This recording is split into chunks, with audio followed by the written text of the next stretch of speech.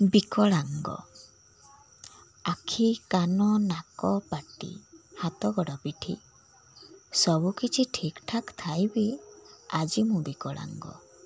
ନିଶ୍ଚୟ କଥାଟି ଅସଙ୍ଗତ ଲାଗିପାରେ, ତଥାପି ମୁଁ ଆଜି ସାଜିଛି ବିକଳାଙ୍ଗ। ମୋ ଆଖି ଆଗରେ ଘଟିଯାଏ କେତେ କେତେ ଘଟଣା ଆଉ ଦୁର୍ଘଟଣା, କେତେ ଅନ୍ୟାୟ ଅତ୍ୟାଚାର, କେତେ ଶୋଷିତ ଶୋଷଣର ବ୍ୟଥା।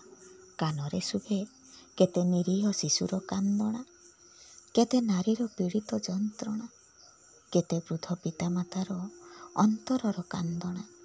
ତଥାପି ମୁଁ ଚୁପ୍ ରହେ, ପାଟି ଖୋଲି ପ୍ରତିବାଦ ବି କରେ ନା। ଗୋଡ଼ ଥାଇ ଚାଲି ବି ପାରେ ନା, ହାତ ଥାଇ ବିରୋଧ ବି କରେ ନା, ଆଉ ପିଠି ଥାଇ କାହାର ବୋଝ ବି ବହେ ନା।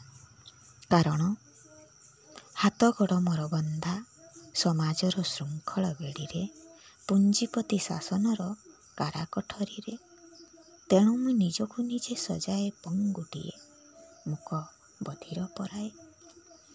ମନୁଷ୍ୟ ତ ମୋର ହତ୍ୟା ହୁଏ ପ୍ରତିଟି ମୁହୂର୍ତ୍ତେ, ମନୁ ମୋର ଲିଭିଯାଏ ବିପ୍ଳବର ଭାଷା।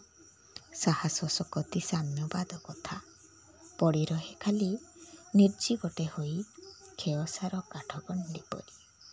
ଅବଶ୍ୟ ନିଜ ସ୍ୱାର୍ଥ ନିଜେ ମୁଁ ଆବୋରି ସମାଜକୁ ଦିଏ ନାହିଁ କିଛି। କର୍ତ୍ତବ୍ୟ ମୁଁ ଭୁଲିଯାଏ ସମାଜ ପାଇଁକି। ଯାହା ମୋର କରିବାର ଥିଲା କରେ ନାହିଁ କିଛି। କାରଣ ମନଗଢ଼ା ନିୟମରେ ବନ୍ଧା ମୁଁ ପଡ଼ିଛି, ମୁକ୍ତି ହେବା ପଥ ମୁଁ ହଜାଇ ଦେଇଛି।